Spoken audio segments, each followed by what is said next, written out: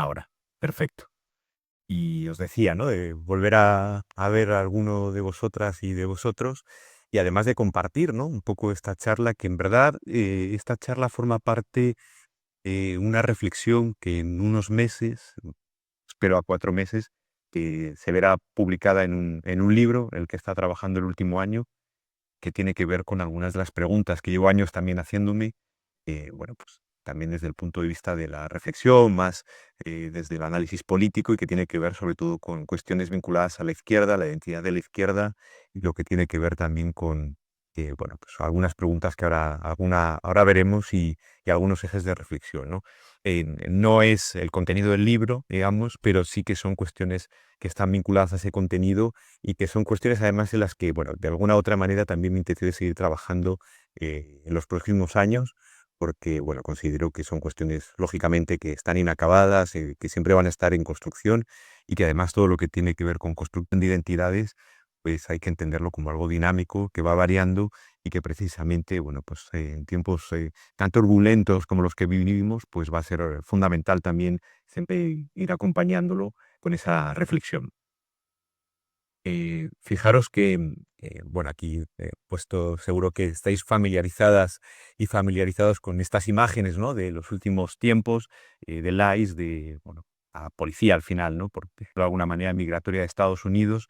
Y parte un poco de esa idea de en el momento, el contexto en el que vivimos, que es un contexto, digamos, con problemas tanto globales como locales y que de alguna manera, pues, llevamos viviendo, ¿no? Desde los últimos 2 años, eh, probablemente más, pero sobre todo con todo lo que ha sido la cuestión del genocidio en Gaza, la cuestión, ¿no? De estos últimos meses que estamos viviendo en Estados Unidos, tanto fuera como dentro, es decir, lo que tiene que ver con la violación de la legislación internacional, lo hemos visto ahora que ha sucedido en Venezuela, también con las amenazas de Donald Trump a Groenlandia, y lo estamos viendo internamente. Creo que eso es lo que también choquea más en el sentido de, bueno, cómo hay violación de los derechos humanos al interior de Estados Unidos y como momento hay 2 personas ya asesinadas, prácticamente, ¿no? Que iban desarmadas y que eran civiles. Entonces, bueno, es un momento convulso que se une además a otros problemas más cotidianos, más localizados,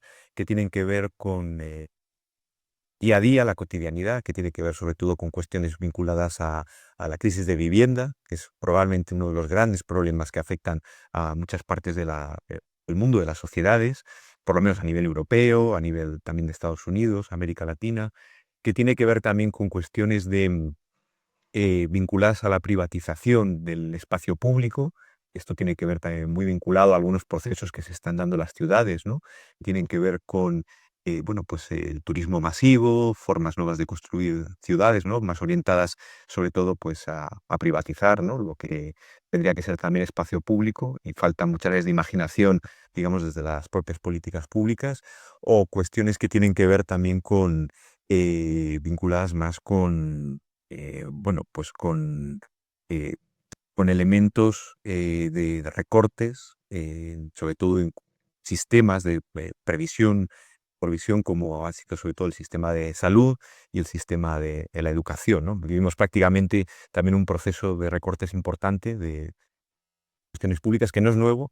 Esto viene claramente desde, bueno, la crisis financiera que tuvo lugar entre 2008 y 2012, pero que seguimos viviendo esas consecuencias. De hecho, probablemente nos hemos acostumbrado o adaptado a esa precarización de las condiciones de vida, esa depauperización, y también, bueno, eso tiene un efecto en la cotidianidad unido a los problemas que comentábamos antes.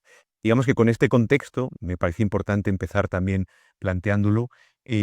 Uno pensaría, ¿no? Que algunos valores tradicionales de, por lo menos propuestas progresistas tendrían, digamos, una mayor fuerza, una mayor acogida, ¿no? En las sociedades. Valores como solidaridad, igualdad, valores que tienen que ver, ¿no? Sobre todo con, bueno, justicia social, etcétera. Y lo que nos encontramos, en cambio, es la dirección contraria, ¿no? Si hacemos un análisis general, ya sea sobre todo me voy a referir, ¿no? A los casos europeos, latinoamericanos y de Estados Unidos, por lo que nos encontramos es un ascenso generalizado, ya ni siquiera de fuerzas más conservadoras o de derecha, ¿no? Vinculada a la implementación de políticas neoliberales, sino directamente de fuerzas de extrema derecha. Y es un proceso generalizado que se vive en España. Tenemos, bueno, el caso de Vox, pero también de otras fuerzas políticas, como se acabó la fiesta, en el caso de Portugal, donde la extrema derecha incluso es la segunda, Chega es la segunda fuerza política, incluso su candidato André Ventura, bueno, pues va a disputar, ¿no? La segunda vuelta a las presidenciales, que bueno, Portugal es un cargo más simbólico, pero que es muy indicativo que la extrema derecha pues tenga esa fuerza. Lo vemos en Italia, donde directamente gobierna la extrema derecha con Meloni. También antes tenemos el precedente de Salvini. Lo vemos aquí, ¿no? En Francia, de andar, porque lo conocéis muy bien, ¿no? Pero, digamos, la presencia, ¿no? Bueno, pues la extrema derecha que ya se ha convertido en parte, digamos, naturalizada del escenario político francés, incluso con opciones bastante serias de gobernar, incluso de poder llegar al poder en las próximas elecciones presidenciales, y incluso con un desgaste, ¿no? De algunos discursos que antes servían para, digamos, frenar el avance de la extrema derecha, y que vemos que esa naturalización ha llevado también a que la extrema derecha, bueno, sea vista pues como algo, digamos, normal que sucede en las sociedades. Incluso podría haber teorías, ¿no? Un poco simplificadoras, a veces como la ventana de Overton, que te hablan, ¿no? Como tema que parece periférico acaba ocupando el centro de la agenda política, y vemos como muchos temas que han sido introducidos por la extrema derecha, pues se han convertido en temas centrales, ¿no? De, digamos, de los distintos países, ¿no? Claramente la inmigración, algunas cuestiones de militarización, cuestiones securitarias, cuestiones también de, bueno, anti-establishment, etcétera, y que son elementos, pues, que nos hacen reflexionar.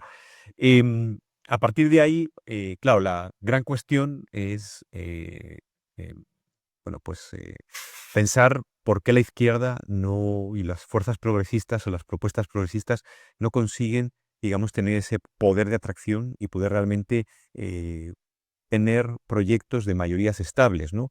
Es decir, ya no hablo ni siquiera de tener proyectos que sean siempre proyectos de gobierno, sino proyectos que gocen de cierta estabilidad. Y esto tiene que ver mucho también con la evolución que ha tenido la izquierda y los proyectos, ¿no? Digamos, más del ámbito amplio, entendido de manera general progresista, que si echamos la vista atrás hace 15 años, nos encontramos con que ahí surgieron distintas propuestas. Es verdad que muy vinculadas también a una estrategia política, digamos, populista, en el sentido clau, por limitar un poco el sentido que tiene un término tan elástico, ¿no? Como el populismo, pero que es verdad que de alguna manera encontraron una manera de conectar con las sociedades, una manera de canalizar entonces el enojo, la crisis, digamos, el ciclo de impugnación, e incluso la irrupción de nuevas fuerzas políticas, pues que hoy se han convertido en residuales, ¿no? Es decir, desde el caso de Podemos en España, pero también otros liderazgos que en su momento parecía que iban a tener mayor recorrido. Bueno, está el caso también griego de Syriza, que no era una fuerza nueva, pero sí consiguió llegar al gobierno. El movimiento Stelle en Italia, que no era propiamente de izquierda, pero ocupaba de alguna manera ese espacio progresista. En Francia, claramente, bueno, Mélenchon se convirtió entonces en una referencia, y hoy, bueno, pues sé que no, ya no lo es tanto. En el laborismo británico, Jeremy Corbyn, e incluso en Estados Unidos, Bernie Sanders, ¿no? Se convirtió también como en un ícono, y digamos toda esa ola, porque de alguna u otra manera pues fue, digamos, perdiendo fuerza y dando paso y lugar pues hasta, digamos, a este auge de la extrema derecha. Pero además algo muy llamativo es que incluso estas fuerzas provocaron o provocan incluso a día de hoy cierta irritación, ¿no? Incluso por sectores que se sienten de alguna manera traicionados, o que sienten que las expectativas no se cumplieron, ¿no? So, viendo a esas propuestas como parte de ese establishment contra el cual también, bueno, prometían, ¿no? Que de alguna otra manera iban bueno, a transformar, y no, de una otra forma no se logró. Eh, las tres preguntas o los tres ejes que voy a plantear tienen que ver con quién se dirige, por tanto, la izquierda, cómo se comunica la izquierda con sus bases, y por último también cómo, de alguna manera, cómo se organiza la izquierda, ¿no? Qué tensiones hay organizativas. Entonces, la primera parte tiene que ver con precisamente esta pregunta de a quién se dirige la izquierda, ¿no? ¿A quién le está hablando la izquierda?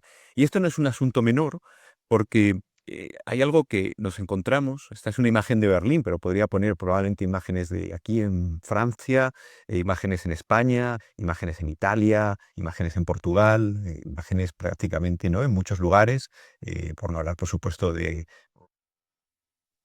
Polonia, etcétera.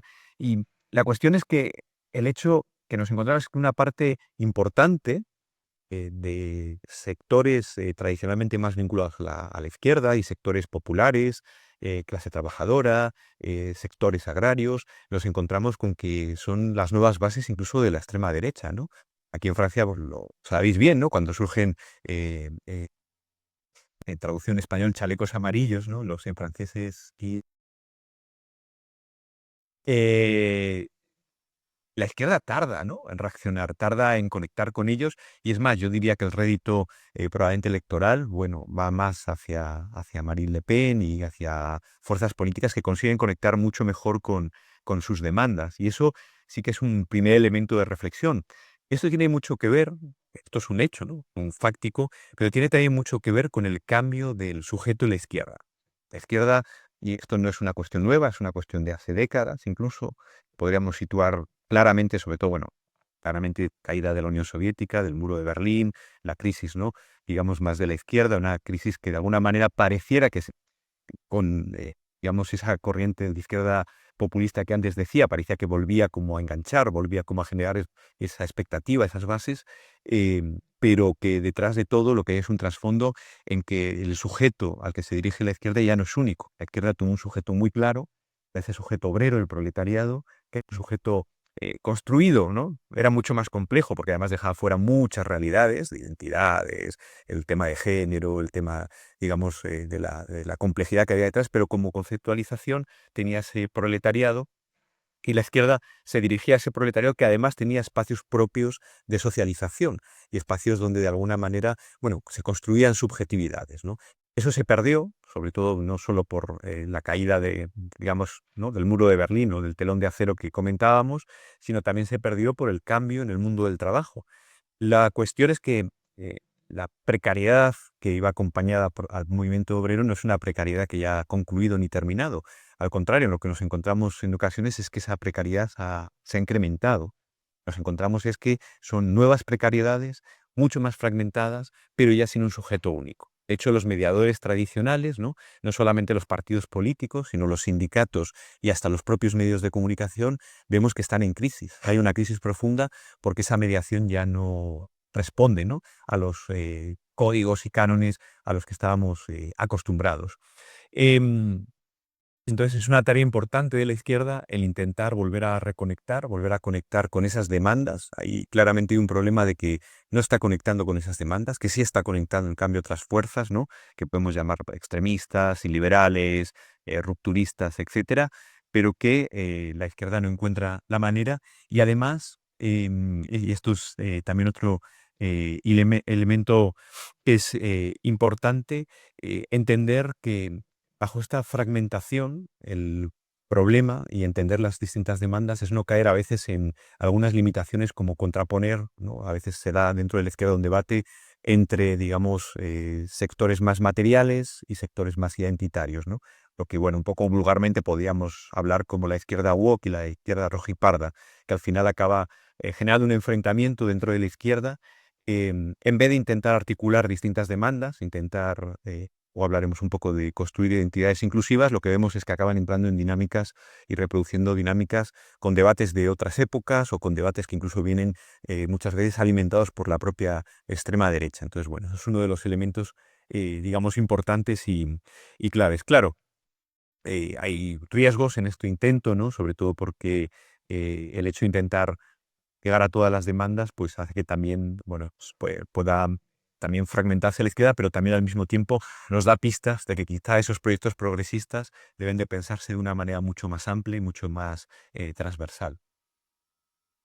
Fijaros que muy vinculado a esta cuestión viene también la cuestión más comunicativa, es decir, cómo dirigirse, ¿no?, a las bases sociales.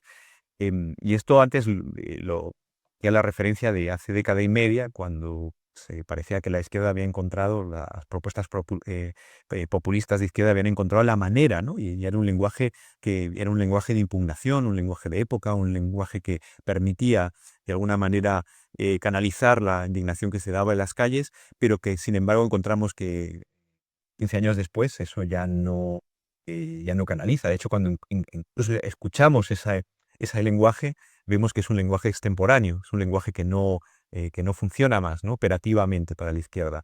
Entonces es un tema también como para reflexionar y meditar. Incluso, como os decía antes, genera irritación, ¿no? Muchas veces. Claro, esto viene por un gran cambio. Por supuesto, son muchos más los factores para entender qué es lo que pasó ahí, qué pasó para que toda esa propuesta más populista que venía no solamente desde Europa, con los casos que comentábamos, sino también desde América Latina, ¿no? Con un ciclo que ya hoy podemos dar por concluido, porque hubo, digamos, toda la izquierda socialista del siglo XXI, lo que se llamó la María Rosa, inicialmente, digamos, un periodo que fue entre 2005 y 2015, ¿no? Con Chávez, Cristina Fernández de Kirchner, el propio Lula, Rafael Correa, Evo Morales, etcétera. Bueno, ese ciclo de alguna manera tuvo una primera muerte en torno a 2015, muy vinculado además, bueno, a un tema económico de exportación de commodities, pero sí que tuvo una segunda fase, una segunda vida, con una serie de liderazgos en los que se encabezaban, bueno, Alberto Fernández en Argentina, Lula da Silva de nuevo, ¿no? Un segundo Lula en Brasil, también Gabriel Boric en Chile, Gustavo Petro en Colombia e incluso, bueno, Andrés Manuel López Obrador en México. Prácticamente ese segundo ciclo ya no queda nada. Digamos, en Colombia son elecciones este año y, bueno, claro cuál es la dirección que va a tomar el país. De hecho, el principal aspirante es un candidato que tiene elementos de Nayib Bukele y tiene elementos de Milei. Es un candidato, podríamos encajar bien eh, en la extrema derecha, de Espriella, que tiene además, bueno, pues facciones, digamos, un tanto oscuras y que haría pensar que en Colombia podría haber un giro. Entonces en Chile ya lo ha habido. De hecho, esta semana asumió Kast como nuevo presidente, un candidato también de extrema derecha. Entonces lo que vemos es que es lo que os decía antes, no es que hay un ciclo, digamos, conservador, sino lo que estamos es ante un ciclo que va más allá, es un ciclo reaccionario en ese sentido, ¿no? Incluso recupera elementos del pasado y retrotopías para intentar construir narrativas que, bueno, ahora hablaremos también de eso. En todo caso, el problema junto a estos elementos es que la esfera pública y donde se da el debate público ha cambiado entre otras cosas porque también se está dando un proceso, digamos, de cierta capitalismo, de cierto feudocapitalismo, ¿no? Y tecnocapitalismo, es decir, donde lo que estamos viendo es donde mucha parte o buena parte del debate público se está dando en la esfera digital, donde hay grandes empresas tecnológicas de Estados Unidos, ¿no? Que controlan el debate público porque controlan los algoritmos. De hecho, es muy interesante porque estos días se está dando en Europa, de hecho en Francia. Ayer o antes de ayer, literalmente la policía tumbó la puerta de X, de la antigua Twitter, para investigar sobre la adulteración arbitraria del algoritmo, algoritmos que precisamente favorecen los discursos más polarizantes, más basados en el odio, por supuesto, además otros contenidos, ¿no? Contenidos sexuales, donde incluso se está investigando a X por bueno, la difusión de contenido incluso de carácter pederasta, ¿no? Entonces, eso está marcando de alguna manera también, ¿no? Es el lugar, es el terreno donde se está dando el debate público. De hecho, por ejemplo, ayer incluso el presidente español, Pedro Sánchez, también hablaba de introducir regulaciones en el campo de las redes sociales, ¿no? El propio Elon Musk ya salió respondiendo diciendo Dirty Sánchez y, bueno, diciendo que era un terrible tirano dictador, que engañaba al pueblo español, etcétera. Es decir, da cuenta también del contexto. Pero bueno, X quizás es el ejemplo más burdo, pero en verdad nos encontramos en ese capitalismo de, bueno, pues digamos, feudocapitalismo tecnológico, donde, bueno, pues grandes empresas, es decir, desde Amazon, Netflix, etcétera, bueno, pues cada vez se convierten en elementos donde cedemos más datos donde saben más todo de nosotros y de nosotras, pero además donde también a través de ese poder de los algoritmos, que insisto, no son transparentes, no conocemos, pues también de alguna manera, y si estudiáramos probablemente economía del comportamiento, veríamos cómo inducen, ¿no?, a determinados comportamientos y también, y esto es lo importante en términos de debate público y de imaginación democrática, cómo van limitando también, digamos, la capacidad de pensar y la capacidad creativa. Esto tiene que ver mucho también con la inteligencia artificial y los retos que nos encontramos, ¿no? Como al final la inteligencia artificial también, digamos, con las capacidades que tiene y por supuesto sin demonizarla, pero también cómo puede y está teniendo un efecto, ¿no?, a la hora de plantear el debate democrático. Entonces, en toda esta lógica, es la extrema derecha la que, sin duda, desde 2016, desde que sucedió el Brexit, Cambridge Analytica, la elección del propio Donald Trump, incluso, bueno, el referéndum fallido en Colombia, ¿no?, cuando hubo el proceso de paz con las FARC, fueron ejemplos que se dio en el año 2016 y que marcaban muy bien ya la pauta de lo que iban a venir los años siguientes. Y, de hecho, estamos ya a una década de que empezaran a suceder estos hechos y lo que nos encontramos es como la extrema derecha es la que se ha ido fortaleciendo en este terreno, cómo además es quien más se viraliza y cómo consigue, de hecho, influir en elecciones, ¿no? Yo creo que un caso muy claro electoral ha sido las elecciones últimas que hubo en Alemania, donde Alternativa por Alemania contó con el apoyo explícito de Elon Musk y cómo condicionó también los resultados. Alternativa por Alemania consiguió un resultado muy importante, ¿no?, convirtiéndose en segunda fuerza política. Eh, Todo esto en un contexto, ¿no?, donde vemos eso también que hace Donald Trump, cómo influye cada vez más en elecciones, lo hemos visto en América Latina, ¿no?, cómo ha influido en las elecciones de medio término legislativas en Argentina, ha influido en las elecciones en Honduras y cómo, bueno, por ahí previsiblemente va a seguir influyendo en otras elecciones, ¿no? Em, Todo esto dificulta mucho porque la izquierda no ha encontrado, o las fuerzas progresistas, la manera todavía de poder responder o de poder crear una narrativa propia. Y la extrema derecha ha conseguido ir avanzando terreno, que por supuesto combina también con, digamos, encuentro presencial, son, también lo vemos en terreno, ¿no?, muchas veces dando respuestas sobre todo a lo que han establecido en torno a una batalla cultural, atrayendo mucho a gente más joven, también, bueno, pues creando algunos fantasmas, ¿no?, como puede ser el feminismo, ¿no?, o como ideología de género, como lo plantean, también la idea de la agenda globalista, ¿no?, como también una manera, hablando como que hubiera un plan oculto detrás de cuestiones como la Agenda 2030, etcétera. Entonces, todas esas ideas, digamos, también han conseguido construir, ¿no?, en base a tensiones y a desigualdades reales que existen, pero dar una respuesta sencilla, fácil, que lleva ante todo a una sensación generalizada de que vivimos en decadencia. Esto es interesante porque esa decadencia es más la de, sobre todo si lo planteamos desde donde surge, ¿no?, que es desde Estados Unidos, es la decadencia en verdad del antiguo obrero industrial hombre blanco, es decir, no es la decadencia de toda la sociedad. Lo que pasa es que han conseguido extender la idea, ¿no?, como que todos vivimos en la decadencia, como que somos todos agraviados y ahí se construyen además enemigos muy claros, como decía, ¿no?, ideología de género, migrantes, élites culturales, ¿no?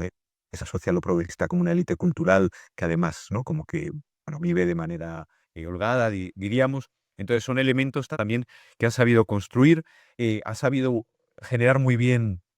Antes hablábamos de la ventana de Overton, pero la extrema derecha ha sabido muy bien construir agenda. De hecho, muchas veces hablamos de lo que la extrema derecha quiere que hablemos, incluso pensamos sobre esos temas como la extrema derecha quiere que pensemos, ¿no? Aunque sea como un sentido común, ¿no? Al final es la paradoja de que parecen gramscianos, pero es interesante porque marcan agenda, incluso, como digo, ¿no?, son capaces de también que discutamos en un sentido ya delimitado sobre los temas. Eh, y por supuesto, algo que va más allá de los temas es los términos del debate. La extrema derecha también ha contaminado todo el arco político y aquí yo creo que lo preocupante es que el centro derecha se ha visto de alguna manera arrastrado. Es decir, incluso la idea de los cordones sanitarios cada vez funciona menos y el centro derecha, que de alguna manera servía de tapón, ¿no?, y servía de alguna manera de equilibrio, pues cada vez se ve más arrastrado en esos términos del debate donde y aquí podemos, si queréis conversar luego, es interesante porque entramos no solamente ya en las fake news, sino en un contexto más de posverdad, donde el problema ya no es que una información sea deliberadamente falsa, sino ya incluso algunas de esas mediaciones, ¿no? Ya por el hecho de venir de ellas, ya es reprochable, ¿no? O es ya cuestionable. Es decir, si son muchos diarios que pueden ser, o periódicos que pueden ser relativamente serios, que pueden hacer un trabajo periodístico real, ¿no? Contrastando fuentes, contra deontología, etcétera. Pero si ya es construido, ya se pone una sombra de sospecha sobre ese medio, todo lo que venga de ese medio va a ser considerado como que ya se niega la mayor, ¿no? Como que es falso, como que como viene de ese medio determinado, ya es falso, ¿no? Entonces, ahí ya tenemos también como un tema de que ni siquiera compartimos elementos para poder dialogar, porque ya estamos en un elemento de posverdades. Y ya ni siquiera es que, y esa creo que es la diferencia con las fake news, es que incluso es verdad que hay una parte importante de la ciudad que considera que esas fake news saben que son falsas, y el problema de la posverdad no es ese. El problema de la posverdad es que lo que realmente es más veraz, porque está contrastado y tiene elementos, ¿no? digamos, más objetivables, también se consideran falsos o se ponen sobre sospecha. Y ese es el gran problema, ¿no? Eso nos lleva también a una situación, pues, digamos, donde no se puede establecer ni siquiera un debate democrático, ¿no? Y realmente eso va erosionando la democracia. Claro, desde la izquierda, ¿cómo responder a ello? Y cómo de alguna manera, bueno, aquí están los señores tecnofeudales, algunos de ellos, pero cómo responder a ello es complicado porque todavía la izquierda no ha encontrado un tono. Muchas veces, de hecho, es vista como con un lenguaje arrogante, un lenguaje distante, un lenguaje moralizante, ¿no? Y eso tiene que ver con que muchas veces la respuesta puede ser más técnica, intentando precisamente, ¿no? Incluso la idea de los fact-checking, pero eso no termina de funcionar. Es decir, vuelvo a lo mismo. Si por ejemplo, pongo un ejemplo en España, ¿no? Televisión Española tiene un elemento que se llama Verifica, es una agencia interna de Televisión Española donde hacen un chequeo de si algo ha sido verdad, si ha dicho no, si un político, por ejemplo, da un dato que es mentira y se chequea y se ve que es mentira, pues bueno, de alguna manera se contrasta, ¿no?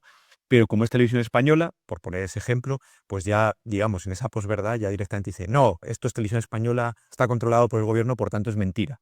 Están diciendo, no están contando mentiras. Entonces, claro, te mete como en un bucle que no termina de funcionar. Entonces, el fact-checking o argumentos más técnicos, por ejemplo, todo lo que tiene que ver para explicar, por ejemplo, pues la crisis de vivienda o la desigualdad o el aumento del coste de vida, pues, al intentar hacer explicaciones más técnicas, te están alejando de unas bases sociales que de alguna manera encuentran una respuesta emocional, digamos, y más simple en esas explicaciones de la extrema derecha, ¿no? Es más fácil explicar que el problema, por ejemplo, en el campo es un problema de que vienen migrantes y que va a haber un gran reemplazo y que nos están quitando nuestros trabajos, que explicar que es problemas estructurales que tienen que ver con la revolución internacional del comercio, que tienen que ver con la falta de ayudas públicas, que tiene que ver con el desarrollo sostenible, que ¿no? Es mucho más complejo. Entonces, ahí hay un elemento. Hay otros elementos que también se ha intentado horrorizarse ante cuestiones de que a veces la extrema derecha lanza, ¿no? Pero eso es visto también como moralismo. Cuando hay una opción de la extrema derecha, un ejemplo muy claro es, por ejemplo, en Argentina, ¿no? Javier Milei, que muchas veces suelta barbaridades, ¿no? Que en otra época serían impensables, y donde insulta, descalifica, persigue a adversarios políticos y muchas veces hay cuestiones, ¿no? Que de alguna otra manera en otros tiempos hubiera horrorizado y hubiera salido todo el mundo a decir, no, hasta aquí, ¿no? Es una línea roja. Y hoy nos encontramos con que no, con que al contrario, es un poco esa idea de la rebeldía se volvió derecha, esa idea de que la extrema derecha es quien está rompiendo el cerco al silencio y quien está haciendo uso de la libertad de expresión, ¿no? Que a su vez los ofendiditos que forman parte de esa izquierda quieren como limitar el debate público, ¿no? Entonces, fijaros también qué difícil es establecer esos términos del debate. Otro elemento que se ha intentado es el humor.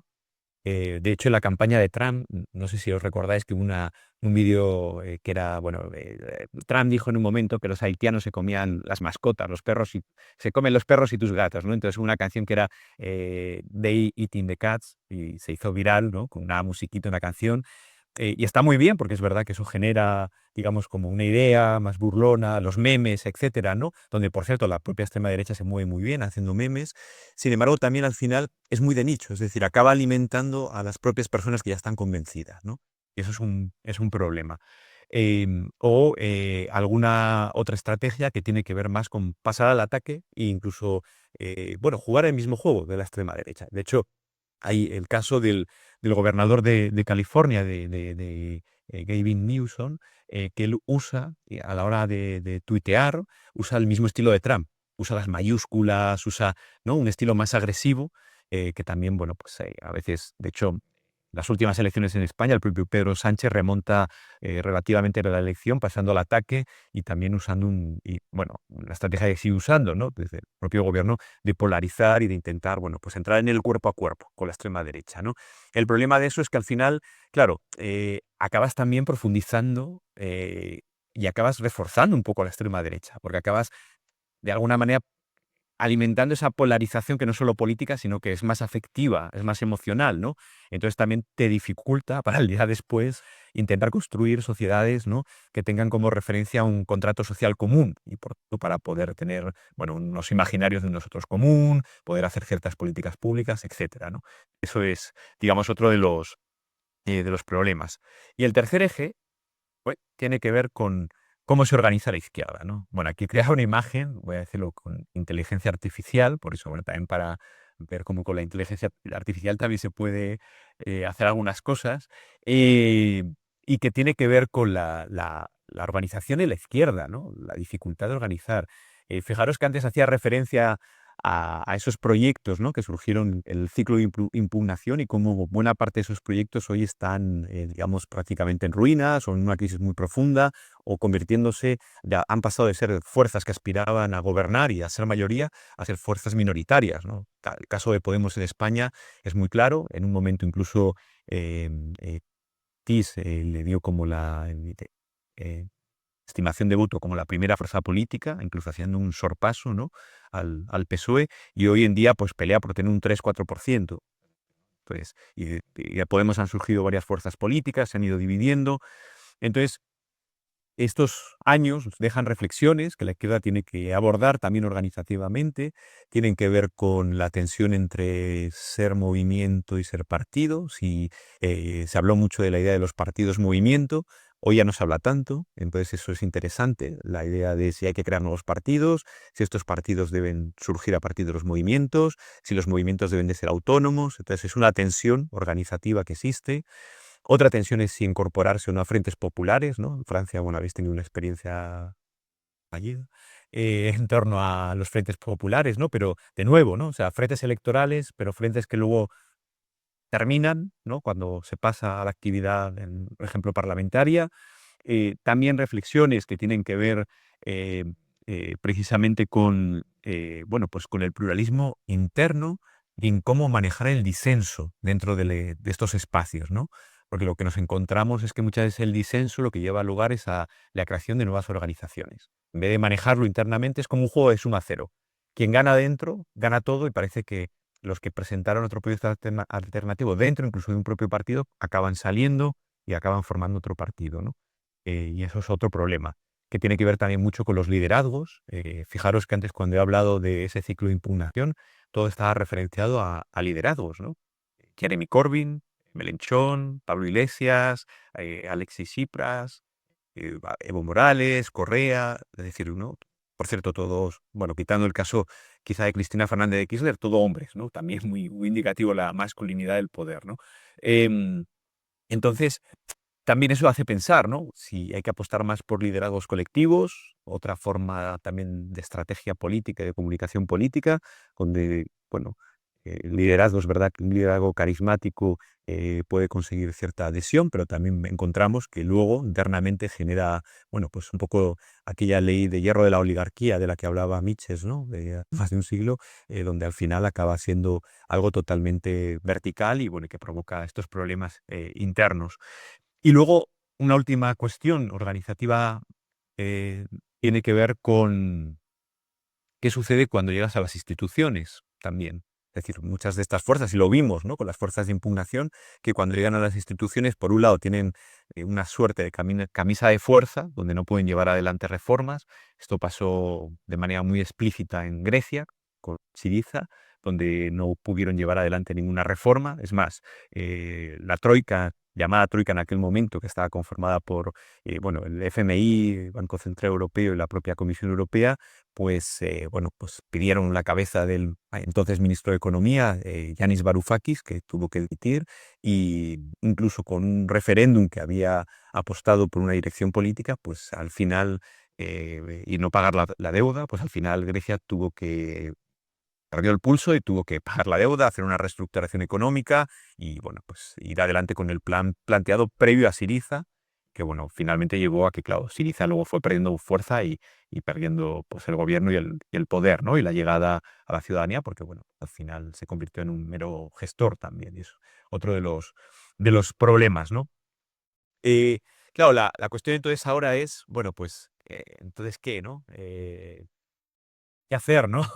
Una pregunta muy tradicional en la izquierda y que también lleva a esa reflexión de, bueno, cómo desde, ¿no?, las fuerzas progresistas van articulándose y cuál puede ser un poco bueno, pues lo que venga, sobre todo con lo que hablábamos antes, ¿no? Con esa idea de que la derecha ha sabido, o la extrema derecha más bien, ha sabido construir y dar respuestas, construir identidades fuertes, con un carácter muy esencialista, identidades cerradas en contra de, ¿no?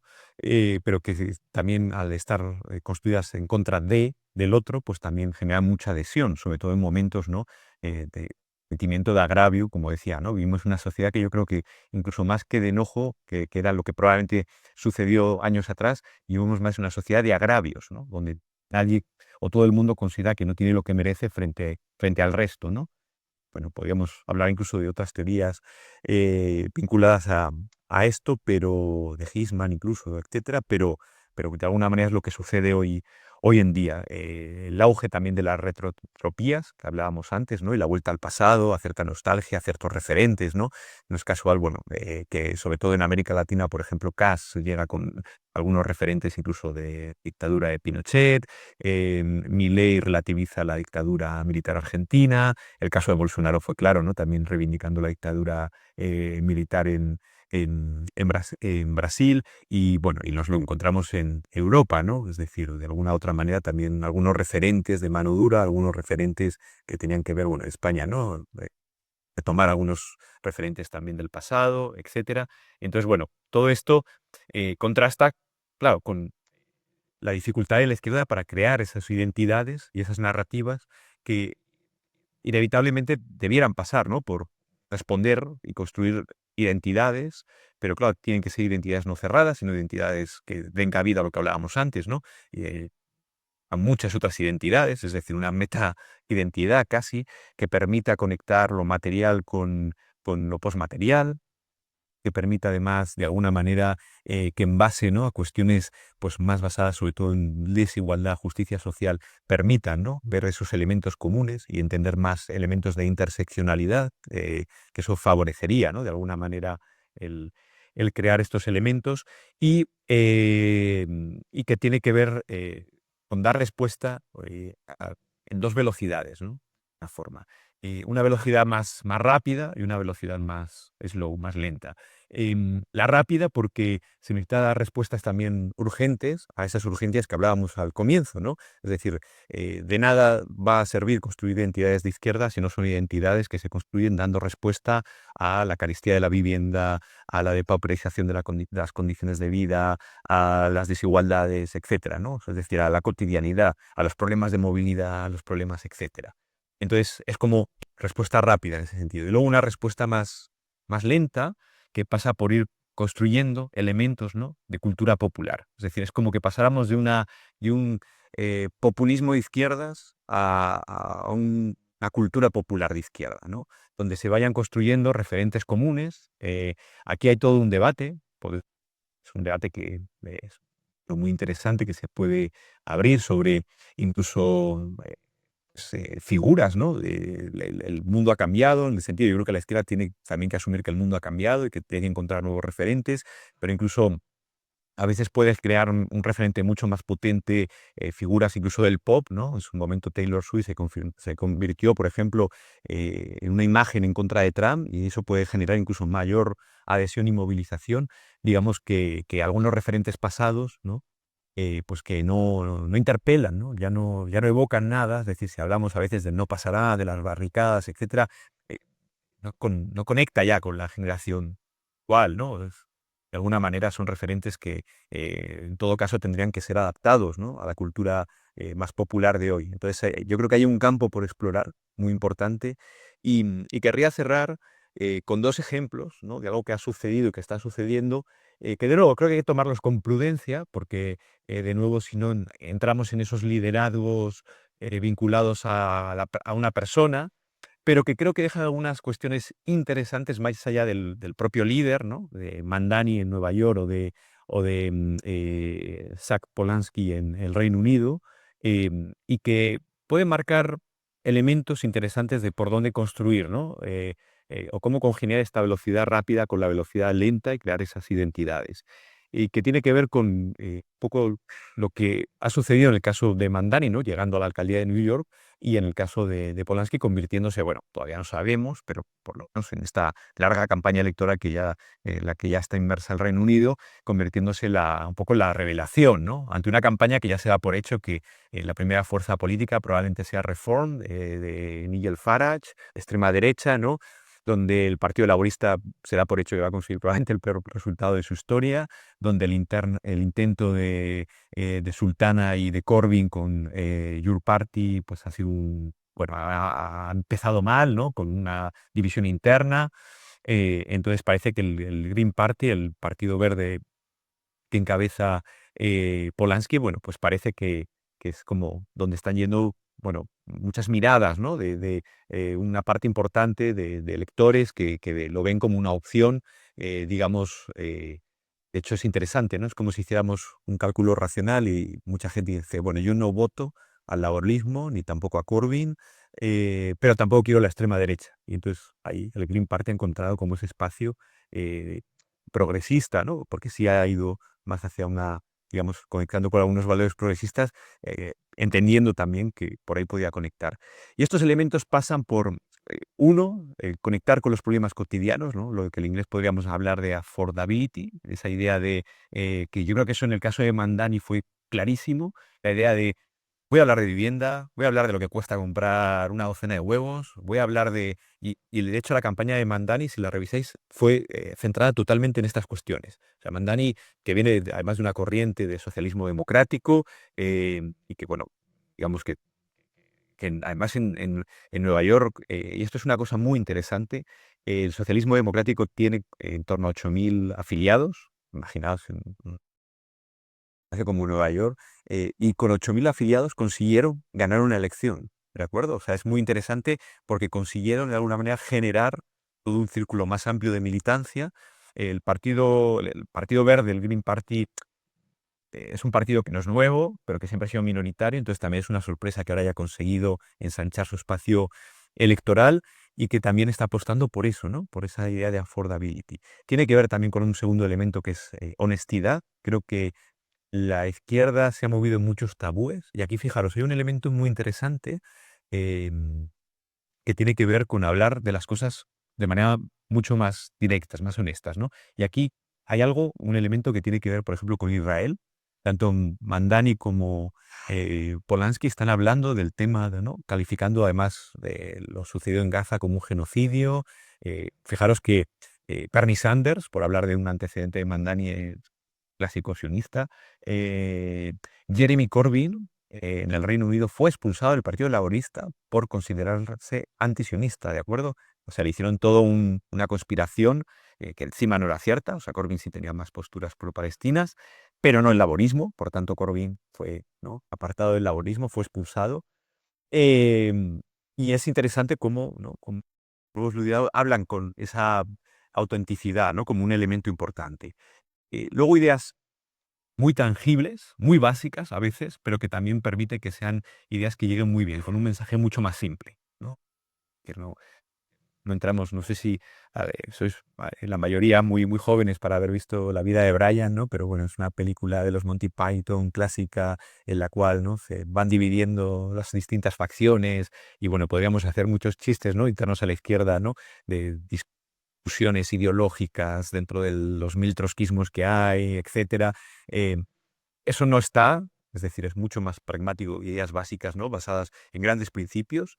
Y eso va a permitir también crear de manera mucho más sencilla contranarrativas. Antes hablábamos del tema de Gaza, pero también lo estamos viendo ahora con el tema anti-ICE en Estados Unidos, como es mucho más fácil también, claro, centrar y construir narrativas más digamos, viralizables. Y un elemento clave, y con esto concluyo, que es el elemento de creación de comunidad. Esto es fundamental. La creación de comunidad creo que se vio muy claramente en el caso de Mandani, creo que se está viendo en el caso del Green Party, que tiene que ver desde la pandemia, claramente vivimos además en un contexto donde las relaciones personales se han reducido, entonces la comunidad muchas veces se crea, al menos inicialmente como imaginario, a través de, ¿no? de espacios digitales, que ya no es la creación o el uso de redes sociales como fue en 2016, por ejemplo.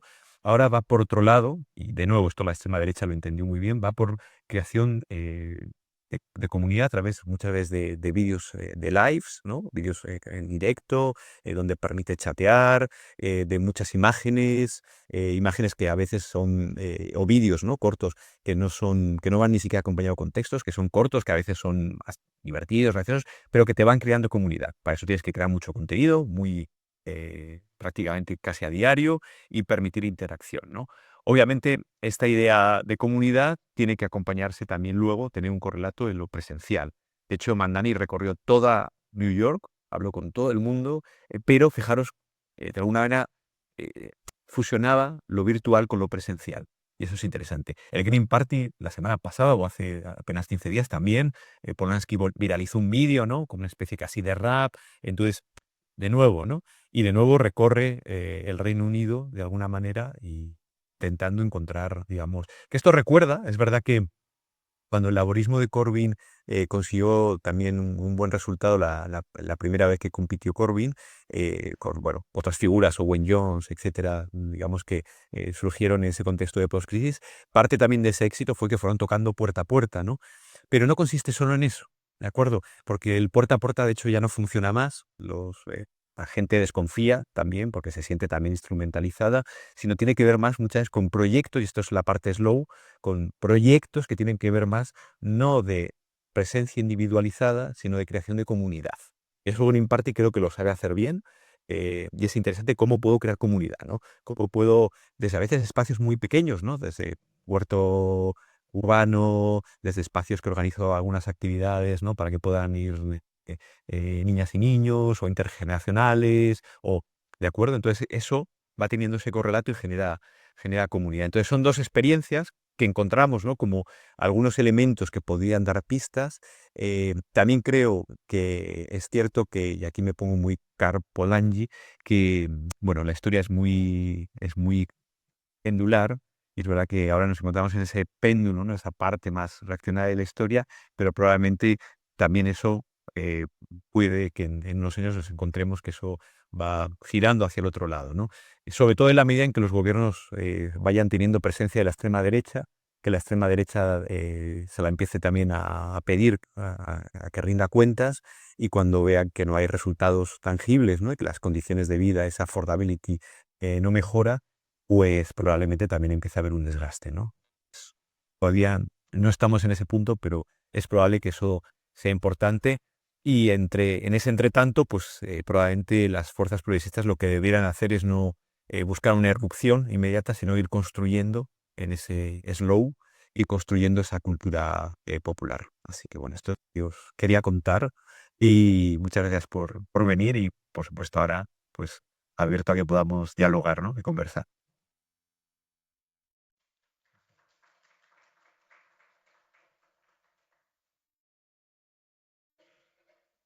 A ver qué cuestiones por ahí os surgen.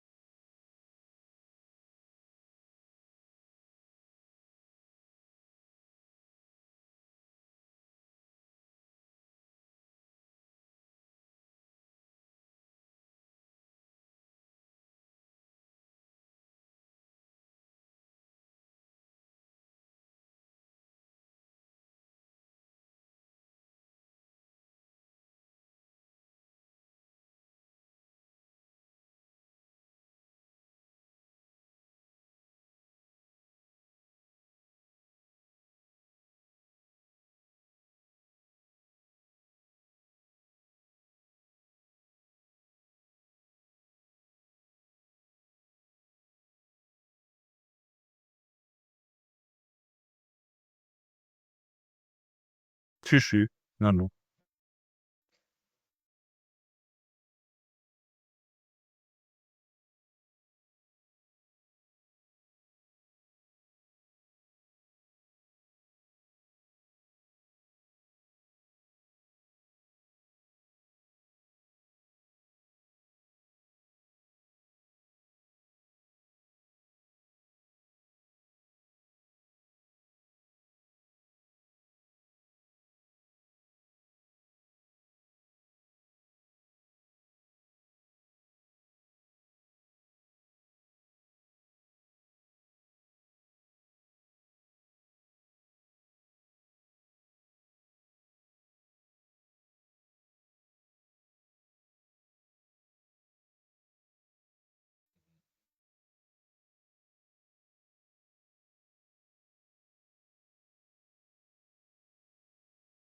Totalmente.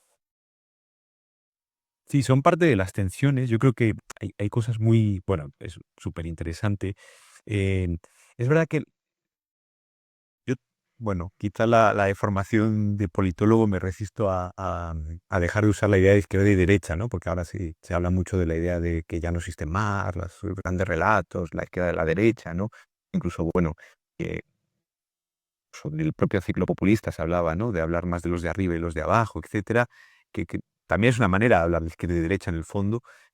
Yo creo que la cuestión es cómo construyes esos conceptos adecuados a la realidad, ¿no? Entonces, al final, lo que hay que adaptarlo a la realidad, pero volviendo muchas veces a la esencia, ¿no? Entonces dices, bueno, ¿qué es lo que define a la izquierda, no? Parece que tenemos que volver a Bobbio, que sea, ver las cuatro, y dices, bueno, igualdad, solidaridad y justicia. Entonces, toda fuerza que bueno, claro, bueno, ahí entramos, claro, bueno, sí, sí. Pero bueno, pero ahí está justo la capacidad de ir rellenando eso, digamos, con un sentido en el presente, ¿no? Yo creo que ahí, porque la derecha lo tiene claro, y la extrema derecha, ¿no? La vuelta a ciertos valores, a más reaccionarios o, no sé, ciertas políticas económicas, etcétera. eh, de una u otra manera, también hay toda una tipología, pero lo que sí que es cierto, algo que decías sobre la desilusión, es que la izquierda tiene que tener, o las propuestas progresistas, y esto va muy conectado a lo que decías también de la acción, tiene que tener mucho cuidado en no caer, sobre todo en promesas de futuro naif, ¿no? Una cuestión, es decir, antes hablaba de las retrotopías, ¿no? Y ahora se habla mucho de la necesidad de pensar de nuevo en utopías, futuros deseables, etcétera. Claro que es fundamental. Pues si tú no tienes una expectativa, ¿no? Pues entonces, ¿no? Al final acabas en un presentismo inmediato o mirando hacia atrás, ¿no? Pero claro, esa propuesta que tú haces no puede ser naive, no puedes tampoco prometer algo que sabes que es irrealizable o que, bueno, pues queda como, ¿no? Como una falta de análisis desde el presente, desde la realidad, ¿no? Entonces, creo que eso es muy importante. Creo que además esa incapacidad, que es un ejercicio que hay que hacer, tienen que hacer las fuerzas progresistas, va también muy vinculado a algo que la extrema derecha ha sabido muy bien usar, y es la idea de la izquierda o las propuestas progresistas son oralistas y son prohibicionistas, ¿no? Porque al final tú planteas la necesidad de la transición ecológica y claro, ¿qué te dice la izquierda? Te dice, perdón, la derecha o las fuerzas de extrema derecha. Bueno, es que os están diciendo no fumes, no comas, no bebas, no hagas chistes inapropiados, no comas carne, no hagas las fiestas tradicionales del pueblo, no. Claro, de alguna manera es prohibicionista y eso a la gente no le moviliza, entonces le moviliza más lo contrario, la defensa, y por eso la extrema derecha también triunfa, porque claro, es más fácil construir identidades en torno a eso, cerradas, a la resistencia, que además ven lo otro como un peligro, ¿no? Como una izquierda naif, una izquierda, digamos, pues moralista, culturalista, etcétera, y que ha servido para que la extrema derecha ponga el foco en esa batalla cultural, diciendo, bueno, al final me muevo perfecto. Y creo que la izquierda, si solo se mueve en la batalla cultural, pues probablemente va a perder, porque al final, pues claro, es más atractivo lo otro, ¿no? La otra cuestión, lo que decías, acciones concretas. Yo creo que pasa por ahí, pasan por realmente decir, oiga, mire, sí, la batalla cultural, cuestiones, ¿no? Que podemos hablar, pero aquí lo importante es que usted pierde media vida desplazándose. Usted luego hace la cesta de la compra y cada vez es peor. La carne que come cada vez es peor. Entonces, tienes que hacer todo un ejercicio de, ¿no? El tema de la vivienda, pues dar una respuesta. Es decir, yo estoy seguro que eso en España, ¿no? Por ejemplo, si un partido político tuviera realmente una agenda que fuera, miren, yo llego al poder, a las elecciones, mi única propuesta es la vivienda. Con esto, esto, esto, esto. Y si llego al poder, lo que les voy a prometer es que voy con toda culpa con esto, ¿no? Es verdad que luego tienes la aritmética parlamentaria, que es la que también bloquea y frena, pero al final es cuestiones tangibles. De hecho, Mandani, ¿por qué gana? Porque plantea el tema de los alquileres y la vivienda en Nueva York y el tema del transporte público. Son los dos temas, él gana por eso. O sea, luego podrá acompañarse con otras cuestiones, ¿no? De hecho, él ni siquiera entra frontalmente contra Trump. Es decir, por supuesto, sí hay referencias y el efecto de Trump, el trumpismo, el peligro, ¿no? Para la democracia, bla, bla. Pero él, su campaña es decir, miren, aquí hay un problema de transporte y de vivienda. Esta ciudad es invivible. Y usted que todavía vive en esta ciudad, lo vive de manera invivible. Entonces le tengo que dar respuesta, ¿no? Y creo que por ahí podría ir. Claro, esto estamos hablando a un nivel muy local. También, cómo se escala esto a niveles, digamos, más generales, ¿no? Y ahí yo creo que pasa por intentar, pues claro, aquí la izquierda tiene dilema, que es afrontar algunos temas, ¿no? Por ejemplo, desde el ámbito progresista, ¿qué se hace, por ejemplo, con el tema de seguridad y defensa? Es un tema que está ahí. ¿O qué se hace con temas vinculados al coste laboral de la transición ecológica, ¿no? Lo que comentabas, por ejemplo. Eh, es complicado, porque claro, ahí te encuentras que hay intereses que colisionan, ¿no? Hay intereses de bases que pueden haber sido tuyas, como fuerza progresista, pero que se le convierten en enemigos radicales. Porque si tú dices, bueno, hay que cerrar, hay que terminar con la vida útil de las centrales nucleares, por ejemplo, en España, ¿no? Pienso. Y bueno, pues hay un sector ecologista que dirá, perfecto, pero hay un sector quizá vinculado que te va a decir no, ¿no? Y incluso si llega la extrema derecha y te dice más nucleares, bueno, pues voto a la extrema derecha, ¿no? Y entonces ahí sí hay un ejercicio que da respuestas, y de nuevo, ¿no? Antes hablamos de esa veracidad que se valoró en el caso de Mandani o ahora del Green Party, en que la izquierda también tendrá que romper algunos tabúes y plantear una postura propia, ¿no? El tema de seguridad y defensa es un tema que nos encontramos ahora mismo en España, por ejemplo, una división profunda entre quien plantea, ¿no?, valores tradicionales de la izquierda española, ¿no?, del no a la OTAN y decir, por supuesto, que no a la guerra, no a la OTAN, no al incremento en el gasto en defensa, etcétera, pero te encuentras otros sectores que te dicen, bueno, pero estamos en otro contexto, en otro mundo, ¿no? Entonces, ahí hay que dar alguna respuesta también. Es complicado, pero creo que sí que hay que darla de nuevo, ¿no? O sea, es verdad que en ese giro más reaccionario y más conservador hemos ido a que los temas de agenda fuertes son los que marca la derecha, seguridad, o sea, no es casual, seguridad, orden, valores tradicionales, soberanismo, son temas tradicionales vinculados a la derecha, ¿no? Entonces, es el tema, ¿no? A lo mejor también consiste en, sí, son temas que queda respuesta, pero quizá hay que poner encima vivienda, desigualdad, recorte de prestaciones públicas. Entonces, quizá pasa también por eso, ¿no? Por empezar a marcar de nuevo agenda y marcar también cómo hay que pensar esos temas. Bueno, pero no deja de haber tensiones y claro, no, ojalá tuviera la respuesta, ¿no? Pero creo que va por ahí. Ahora, creo que también va mucho con cómo organizarse. Es decir, yo creo que hay una cuestión de que a ojos de la ciudadanía, ya ni siquiera digo de la militancia, que está totalmente por los suelos su nivel de ilusión, es que si tú ves que cada proyecto progresista que surge, de repente a la semana de surgir ya hay escisiones, ya hay peleas, ya hay incapacidad de llegar a acuerdos incluso para presentarse en unas elecciones, que esta gente no la voto, ¿no? Quedo en casa, ya está. O sea, incluso gente que podría apoyar y que además, de nuevo, está pensado muy en una lógica muy electoralista. Ahí no estás construyendo ni comunidad, ni... Y digo, no quiero caer tampoco en ese buenismo de, construyamos la comunidad y venga, en mitad de, no sé, de París, cultivos hidropónicos y...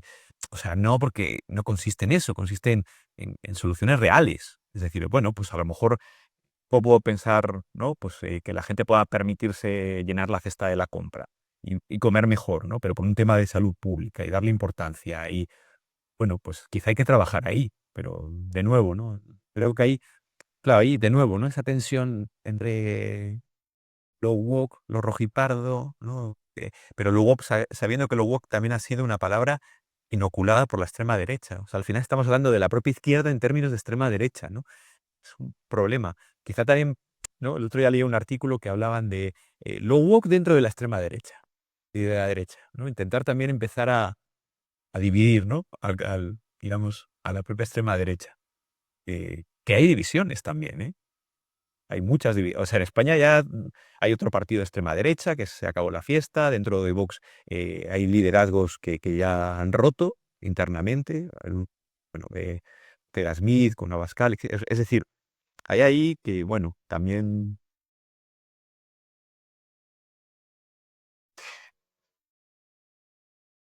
Sí, sí. Sí, claro, total. Sí. Mm, mm, totalmente. Mm. Sí, al final es verdad que tenemos, y al fin y al cabo, por eso decía, ¿no? Que no me resisto a perder el uso de algunas categorías más clásicas, izquierda o derecha, etcétera, pero no por una resistencia, digamos, de que no, hay que usarlo, tal, no, por una cuestión que creo que siguen explicando la realidad, ¿no? Eh, pero hay que entenderlas desde la realidad de ahora, ¿no? No desde la realidad de los años 70 o histórica, porque de nuevo, ¿no? Al final no, si no, no van a servir para explicar y no van a servir además para crear esas identidades. En todo caso, pues que servirán para crear identidades cerradas o identidades, ¿no? Reactivas y bueno, pues eso es un problema. Entonces, claro, para digamos, el espectro progresista es todo un reto, porque le estás planteando que tiene que organizarse, crear identidades, responder a demandas como nunca antes hizo. Pero bueno, es que pasa por ahí. Quizá no hubo una transición interna dentro de la izquierda, ¿no? Es un problema y quizá, bueno, tiene que pensar otras maneras de articular pues esas demandas, articular los movimientos. A lo mejor pasa eh, eh, por un lado, construir fuera que es muy difícil, ¿no? Del espacio más neoliberal, ¿no? Que hablábamos antes del consumo, porque hay cuestiones muy interesantes, es decir, eh, ¿por qué los Starbucks están llenos? ¿O por qué bueno, o los McDonald's, ¿no? Porque son los espacios donde la gente al final encuentra algo, ¿no? De eso, para socializar o para estar, eh, entonces tienes que ofrecer algo fuera de esos espacios. Si hay una necesidad de comunidad y hay una necesidad también de alguna manera y por eso también las extremas derechas funcionan, porque hay una necesidad de sentirte parte y una adhesión, ¿no? Ahora, la cuestión es cómo consigues ofrecer algo que además sean identidades abiertas, ¿no? Que entiendas que eh, el hecho, digamos, de poder tener, bueno, pues intentar, ¿no? Lo que hablaba antes de la interseccionalidad, ¿no? Valores que tengan que ver, bueno, pues al final saber que una persona que puede ser digamos, categorizada como precaria o parte del precariado, pues además está cruzada por otros elementos de desigualdad, ¿no? Es mujer, es migrante, entonces ir entendiendo también esas cuestiones y decir, mira, no, o sea, no te cuestiona que tú seas a lo mejor un hombre de clase media, no cuestiona, pero tienes que entender que dentro de las desigualdades hay múltiples desigualdades, ¿no? Que fuéramos, pero que además pero de fondo el interés objetivo es el mismo y cada uno luego construye sus subjetividades, ¿no? También es otro elemento fundamental para la creación de identidad. Pues bueno, sí, tips. Ajá.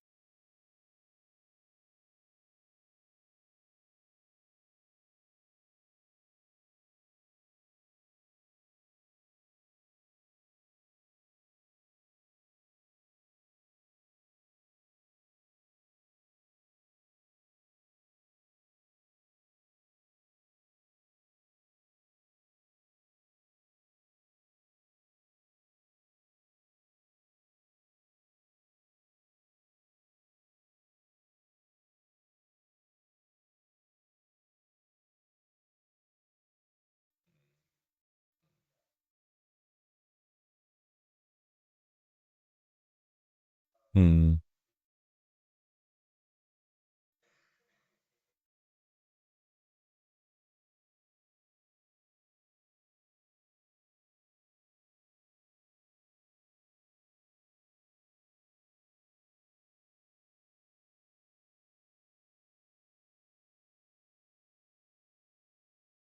Ujú, sí, sí.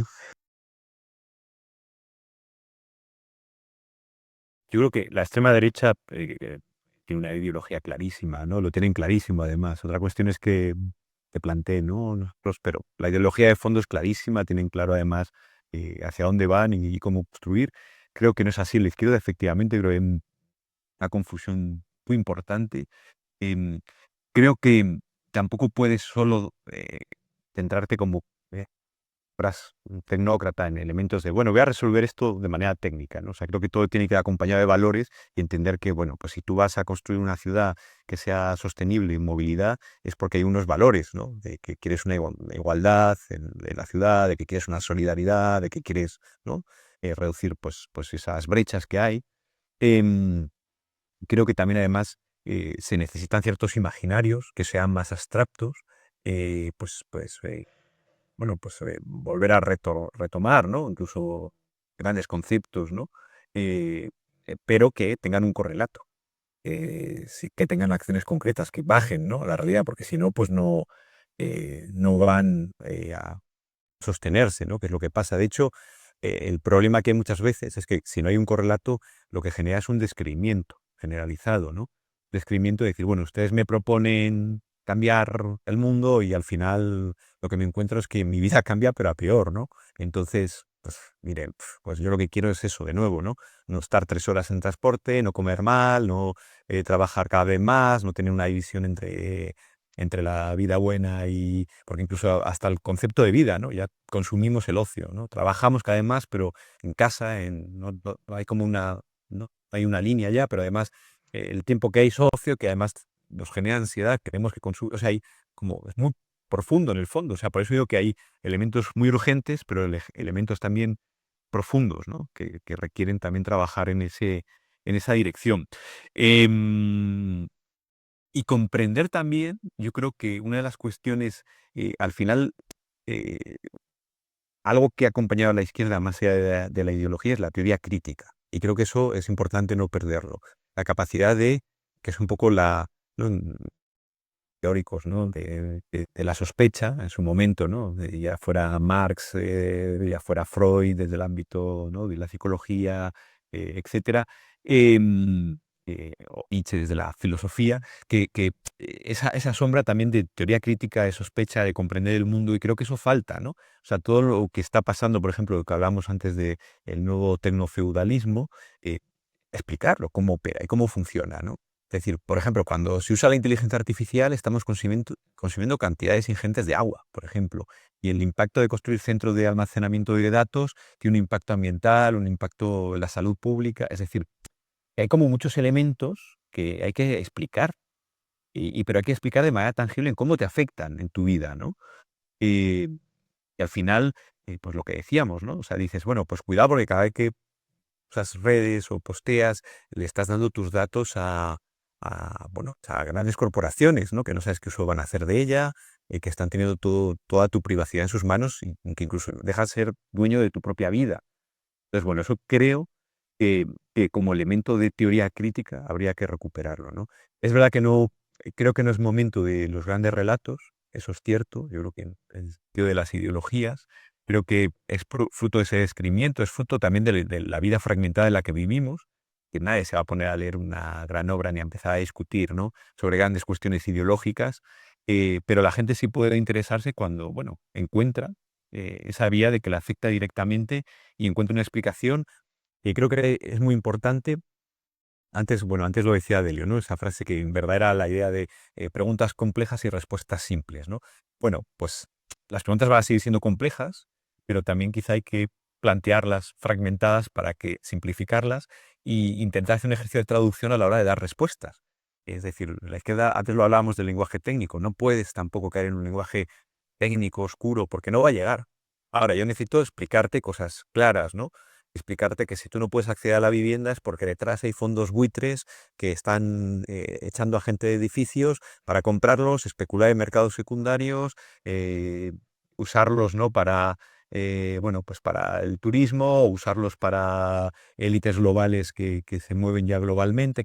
Es decir, cosas como muy claras que digan, bueno, pues ¿no? Esto te afecta a ti. Quizá dentro de 5 años ya no puedes vivir aquí. y no vas a encontrar lugar, ¿no? Porque además te vas pulsando, insisto, sin dejar de ser todo muy complejo, ¿no? Pero bueno, pero tampoco, o sea, creo que la complejidad no es una excusa, ¿no?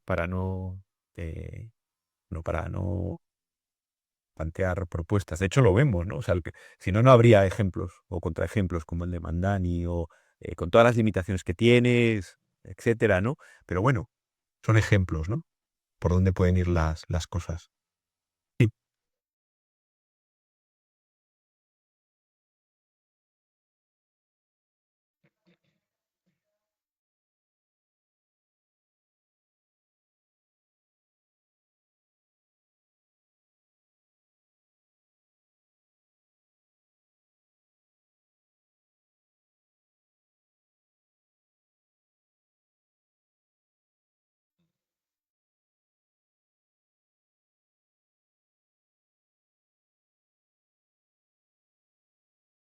Ya.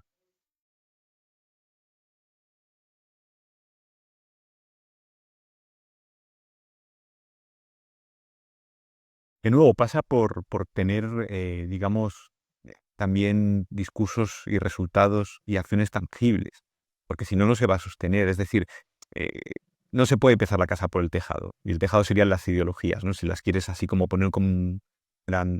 O sea, si tú no tienes lo material cubierto y no tienes esas respuestas, lo otro se va a caer. Porque al final, y además, insisto, ¿no? Vivimos en un tipo de escepticismo, de descrimiento, eh, donde, bueno, pues es muy difícil además entablar, por lo que decíamos antes, de la adulteración de los términos del debate, ¿no? Debate profundo de ideología. Entonces pasa por realmente decir, bueno, hay que dar respuestas, hay que empezar por lo fácil, hay que dar esas respuestas y en base a eso irlo dotando de sentido con otras cuestiones, ¿no? Más generales, más que permitan, ¿no? Y explicar además, miren, vamos a luchar contra el tema de la vivienda, pero que sepa, o sea, yo creo que eso es muy importante, que tenemos esta limitación, esta y esta. O sea, si yo llego, voy a tener una limitación parlamentaria, voy a tener una limitación de grandes propietarios, voy a tener una limitación de los fondos, voy a tener una limitación de las agencias calificadoras, voy a como plantear también, decir, digo, ¿no? Como decíamos antes, eh, esos futuros deseables, pero que no sean utopías naif, que no sean algo que luego no puedas llevar a cabo, ¿no? Pues yo creo que eso es un poco esa combinación, ¿no?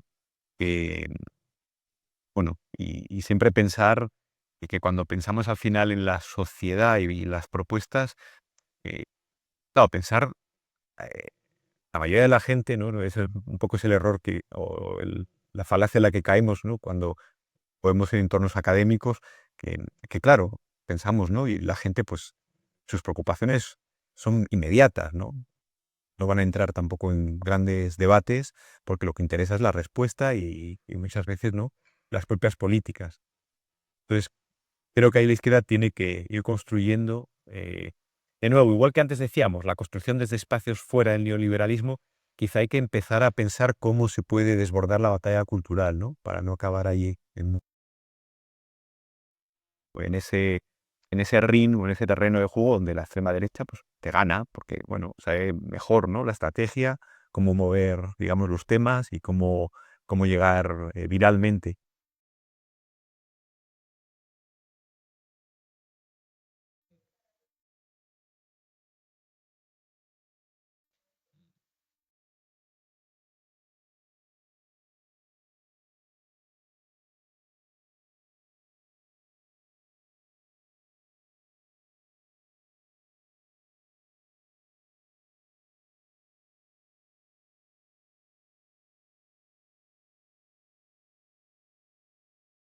Sí.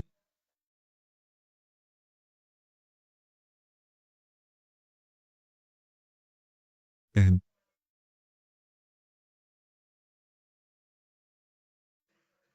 ujú.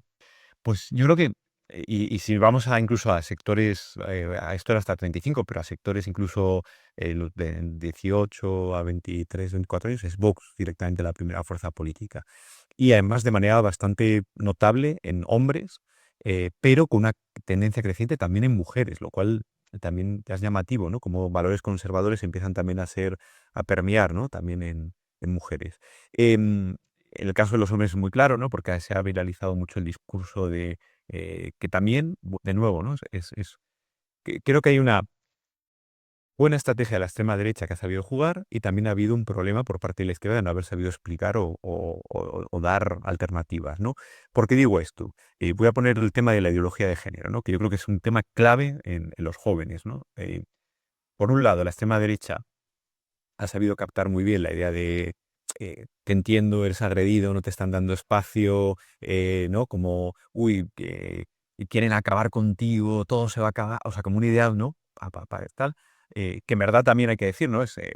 Quieren terminar con tu privilegio, también hay que decirlo, ¿no?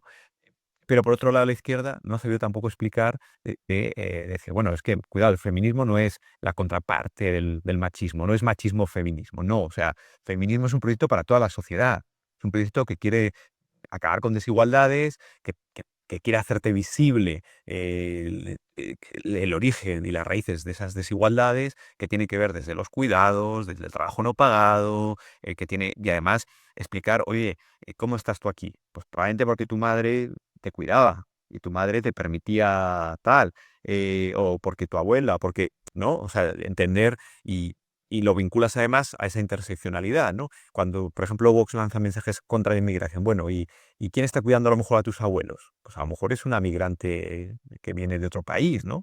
Y que está proporcionando unos cuidados. Entonces es como intentar también hacer esa explicación, hacerlo visible y, y yo creo que eso poco a poco va desmontando y yo creo que eso es algo que, bueno, en los últimos años se empieza a trabajar alternativas para esa deconstrucción de la masculinidad. Y dices, bueno, mira, no es un ataque a ti por ser hombre, haber nacido hombre, pero tienes que entender primero que, bueno, que esto es más complejo porque tú has tenido los privilegios históricos, sigues teniéndolos, hay mucha reproducción, hay muchas maneras además ¿no? El género además es mucho más complejo, es una construcción cultural, entonces es como ir dando toda una explicación que entra dentro de esa parte más slow también, ¿no? Porque no puedes ir de frente diciendo eso, pero sí cambiando y de alguna manera sabiendo neutralizar esos discursos de la extrema derecha y sabiendo dar alternativa también desde la izquierda. Hacerlo, ¿no? Como, bueno, no te estamos cerrando la puerta, no vamos contra ti, no. Por eso la idea de identidad más inclusiva, más abierta, es decir, o sea, no es que vas a ser un perseguido no, pero consiste en que hay desigualdades que incluso te afectan a ti, a tu familia, a tus afectos, tu gente querida, yo creo que eso es una manera de ir como desactivando un poco. Por eso yo digo la importancia de intentar desbordar la batalla cultural, porque la batalla cultural se basa en el enfrentamiento, en la polarización emocional sobre todo, ¿no? Es decir, y en eso la extrema derecha, claro, si tú te sientes agredido, es lo que hablábamos antes del prohibicionismo, ¿no? Si de repente, claro, ¿por qué los chicos de 18 años en España ahora de repente les ha dado por los toros a muchos?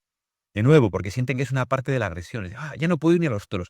Pero si no te interesaban los toros y nunca no, pues ahora me interesan. Qué barbaridad, ¿no?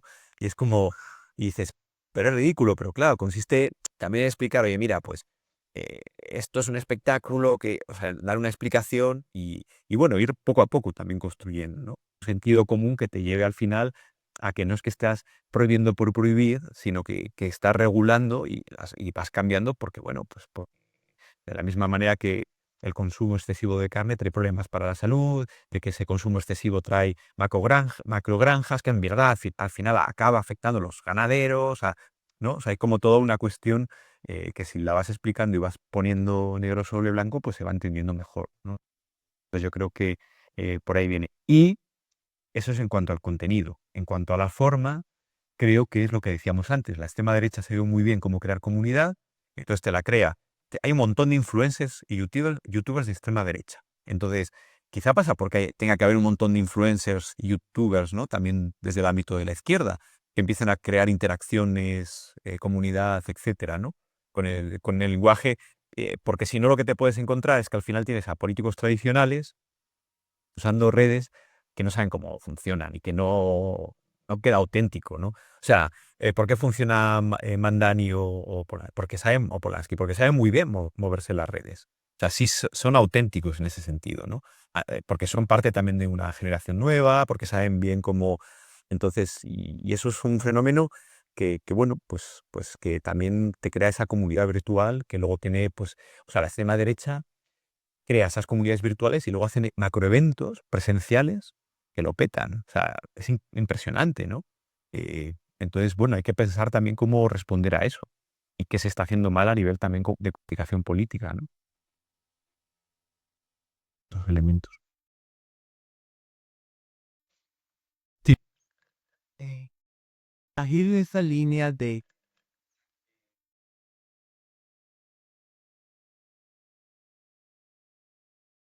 quizá lo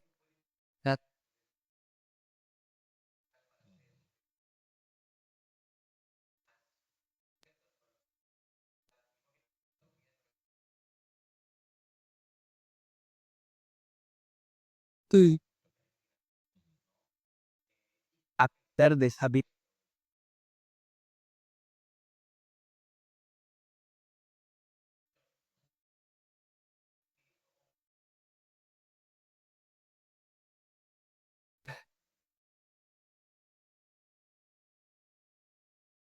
es un tema, es un poco como lo que hablamos antes de seguridad y defensa, ¿no? Son temas que son un poco problemas malditos, porque al final es como no hay respuesta buena.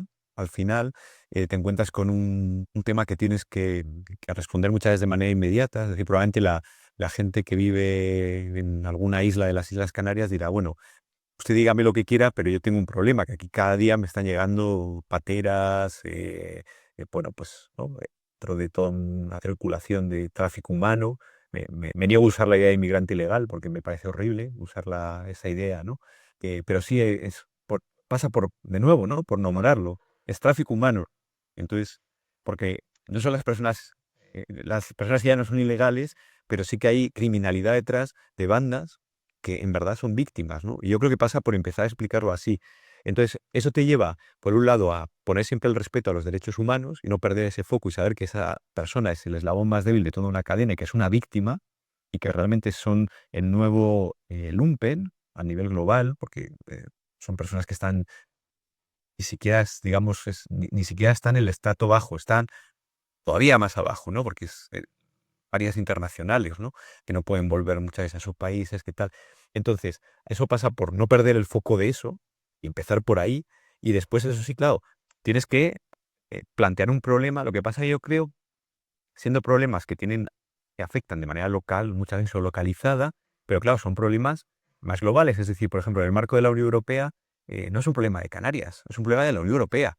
Entonces, la Unión Europea tendrá que trabajar a nivel europeo diciendo, oiga, es que no es un problema de que estén llegando a Canarias, están llegando a la Unión Europea y aquí hay un problema de qué es lo que hay detrás. Y lo que hay detrás es mafias, hay gobiernos corruptos, con los que haces, por cierto, muchos negocios, hay cuestiones de extractivismo internacional, entonces, claro, tienes una corresponsabilidad también, ¿no?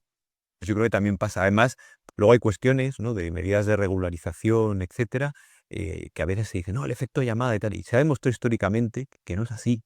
No es que la gente no migra por gusto, no migra para venir a ir a por ti y quitarte tus tierras, ¿no? O sea, la gente migra por necesidad. Migra porque muchas veces no tiene otra alternativa. Deja a familias atrás, deja su cultura atrás, deja. Entonces también como volver a construir un poco esa idea, pero también, de nuevo, ¿no? Que ese discurso que te explica las cosas desde otro lugar y con otros marcos discursivos, interpretativos, también tiene que ir acompañado de políticas concretas. Y al final es lo que decíamos antes con la defensa o la seguridad. Si no es capaz desde el ámbito progresista de dar una respuesta también medianamente nítida que la gente pueda entender, pues se lo va a llevar de calle a la derecha, como está sucediendo, ¿no? Entonces al final te puedes encontrar con la externalización de migrantes como intentó hacer Meloni, ¿no? Y llevárselos fuera de Italia, ¿no? Para Albania o externalización incluso de presos, ¿no? En el ámbito latinoamericano la megacárcel construida por Bukele, por ejemplo, donde incluso le ofrece a Trump, ¿no? Que pueda llevar a los presos más peligrosos a Estados Unidos. Un Bukele, que, por cierto, que construye una megacárcel con 40.000 personas dentro que no han tenido proceso judicial, no han tenido abogado, algunos no saben ni por qué están acusados. Es otro tema, ¿no? Y la nueva presidenta de Costa Rica, electa este domingo, ya ha prometido que va a construir en Costa Rica una cárcel como la de Bukele. En Ecuador tenemos lo mismo, con Novoa. Entonces, claro, la izquierda tiene que dar respuesta a eso, ¿no? Pero sin dejar de dar respuesta también al problema. Es decir, ¿por qué triunfa Bukele? Bukele triunfa por un motivo, porque El Salvador hace 10 años era el país del mundo con mayor tasa de homicidios, 109 por cada 1.000 habitantes. Hoy es el más bajo de América Latina, uno por 1.000. Entonces, claro, ha resuelto un problema. Ahora, ¿qué coste? Y yo creo que además es un coste que no va a ser sostenible, porque, primero, esas 40.000 personas tienen familias, entonces al final es tu hermano, es tu padre, es tu esposo, tu esposa, o sea, y además no estás dando ni siquiera una política de reinserción ni nada, entonces, ¿qué haces? Esa gente la dejas ahí ya para siempre. Entonces, bueno, quiero decir que ha resuelto el problema a corto plazo, pero eso no puede quitar que desde fuerzas progresistas digan, oiga, aquí hay un problema que es real y hay un problema pues de criminalidad de delincuencia o problemas de trata de humana. Entonces, yo creo que ahí es el gran reto, ¿no? Y eso yo creo que es un ejercicio pues de imaginación desde el ámbito progresista, cómo dar respuesta, pero cómo dar respuesta con narrativas, que quizás es más fácil al final las narrativas, pero con políticas tangibles, ¿no? Y es fundamental. Difícil, ¿no? Eso sí, los egos hay que dejarlos en casa, eso está claro. Creo que es el otro problema de la izquierda, ¿no? La soberbia intelectual y el ego que es imposible, ¿no? Porque, que decíamos antes, se plantea como un juego de suma cero. Si no gana mi posición, entonces gana, ¿no? Y no pasa por ahí, bueno, pues quizá hay que debatir, ¿no? Es decir, también bueno, hay que plantear políticas alternativas. Es decir, si tú tienes, pienso, ¿no? De nuevo en el ámbito de la Unión Europea, tienes a Donald Trump como presidente de Estados Unidos que te está planteando, ¿no? Que va a atacar Groenlandia, que, que te está diciendo que no va a apoyar más a Ucrania, que va a dejar de invertir en la OTAN. Y bueno, es verdad que te plantea tema, ¿no? Es decir, bueno, ¿qué haces aquí como izquierda? Eh, Sales de la OTAN, ¿no? Que es la demanda clásica de la izquierda española. Vale, pero entonces construyes una defensa europea, pero que si construyes una defensa europea tienes que aumentar el presupuesto y además la gran parte de la tecnología hay que comprarla a Estados Unidos. Entonces, complicado, ¿no? De nuevo un problema maldito. Resuelves una cosa, pero algo hay que decir, ¿no? Si no dices nada, de nuevo vuelve a ganar la derecha o la extrema derecha. Muy bien, pues un placer. Seguimos conversando.